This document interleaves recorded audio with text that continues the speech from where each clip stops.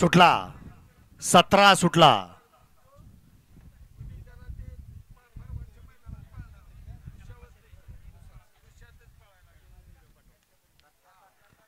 लढत लढत अतिशय सुंदर।